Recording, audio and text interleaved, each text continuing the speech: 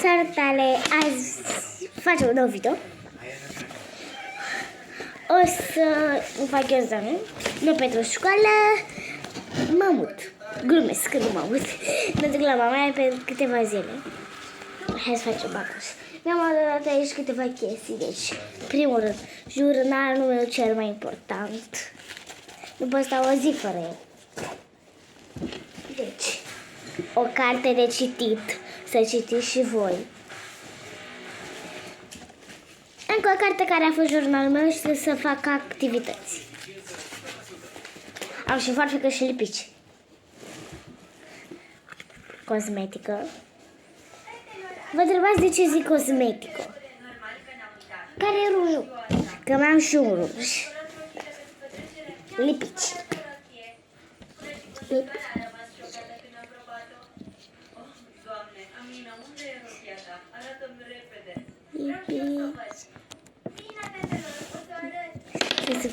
Să dau cu lipici.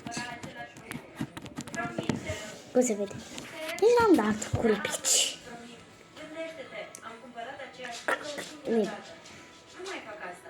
N-aș văzut nimic. Revin. Trebuie să pun și lipici.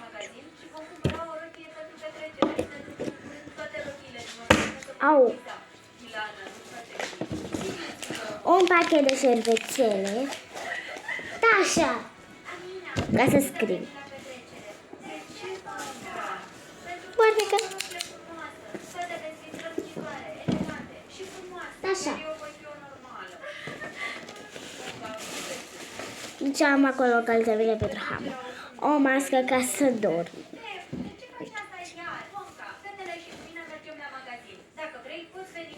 Cum stă? Dați like și subscribe. Și scrieți în comentarii dacă vă place clipul de azi. Au. Și mai vreau să bag câteva chestii, dar nu știu ce. Să mă bag cărți de citit. Hai să mai căutăm ceva.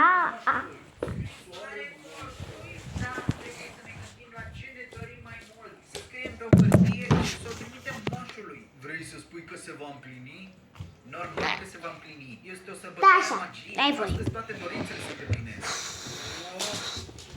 Atunci îmi voi dori gantere noi. Frate, chiar e un idiot.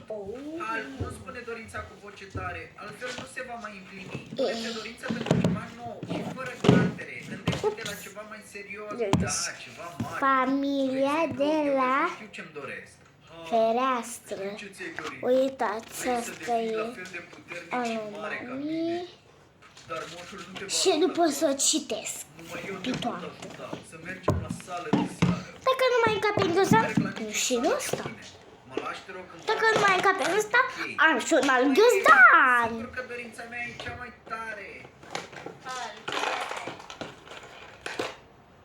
Salut, Camil. E scris scrisoarea de mașină. Oh, Mandy, serios, încă nu am avut timp să scriu. Hal, ești Camil? Nu mă interesează dacă ai scris ceva sau nu. Camil, am scris deja scrisoarea. Pot să-ți spun despre dorința mea? Mandy, nu ne poate să fie scris tu în scrisoare moșul. Moș Crăciun nu îndeplinește dorințele oamenilor răi și dăunători. Hal, dacă nu dai fi gura acum, te treci pe zona neagră. Nu, Și vai de îl gata cap. moșul să te aducă înapoi în campus. Bine, băieți, cred că voi merge. Mai trebuie să scriu o scrisoare a moșului, așa că baftă. Hai, mi-am dat seama deja ce îi voi scrie lui moșul. Camil, mi-am dorit ca anul viitor să fim împreună. Trebuie să-l aranjez că ăla Dacă dorința ta nu se împlinește niciodată. îmi deranjează. Băieți, așteptați-mă. Dorința mea se va împlini, chiar dacă moșul nu vrea. Vino să vezi. Tu speli rufele, iar eu voi sta de pază, bine? Cum a nimerit.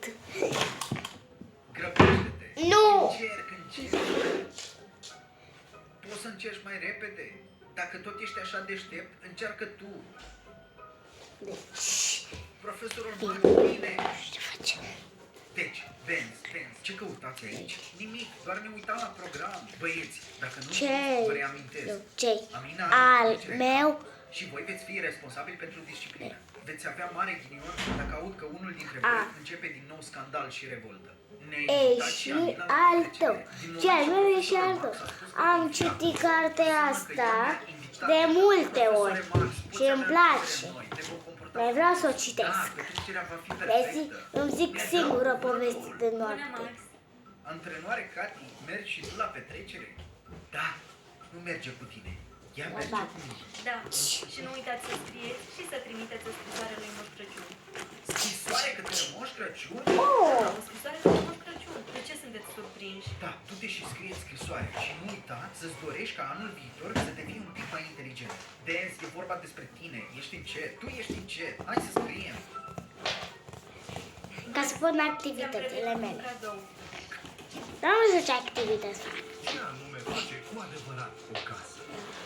O casă este mai mult decât un loc. Oamenii sunt cei care o modelează. Uită-te la Ce Emily. se... Este o tapiserie de vieți Păi și da, străluciri. așa, hai bagă-te acolo. Nu merg. Dar te luăm cu noi, te luăm cu noi, te luăm cu noi. O să păsesc și mâine o videoclip, fiindcă mâine plecăm. Nu știu la ce oră, dar... Cati, lasă-mă să ghicesc, astea sunt șosete roșii de rând. N-ai ghicit. Anul ăsta sunt verzi. Și tu sper Am nu auzit. ai uitat de darul meu. Oh, a sunat soneria, ai auzit? Nu a sunat. A sunat, nu ai auzit tu. Oricum, Cati, vorbim mai târziu. Să-mi pun masca aici. Deci, Camil, m-am răzgândit. Nu vreau doar gantere noi Băi, de la băi, băi, băi. Vreau și micuța Angie să fie cu mine. Gata? Angie în pace, nu o să meargă. Vrei ceva? Nu ăla, Vrei să fac? micuța Angie va fi a mea. În fine, Foarte fă ce vrei, mă duc să caut pe Milana. Oh, salut micuța Angie. Lasă-mă să trec, ticălosule. Deci, micuța Angie, Șervețele. scrisoarea moșului. De ce-ți pasă dacă i-am scris scrisoarea sau nu? Angie, dacă vrei, Rujul, eu să-i trimit lipiciu. scrisoarea lui Moș Crăciun. Se va împlini În de fine, 2 ori mai și repede. cosmete. Hai, Dar e lucruri dete. Da, așa. atunci cum ai de gând să-i trimiți Aici, scrisoarea lui Moș Crăciun dacă nu ești... Și unul ca să mă joc cu el. Stați să vedeți ce fac cu ou. Să-ți un pic ca să dereglez și ouă. Da, să vină taja. Și o să deregleze totul. Și nu trebuie să fac dezordine, decât de-asta mă bate mama. Uite. Am fost foarte bine anul acesta. Nu asta, vreau să vă arăt așa. Și o să dau pe perete cu ouă.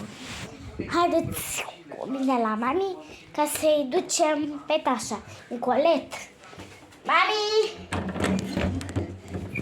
Ți-am adus un colet, deschide ușa.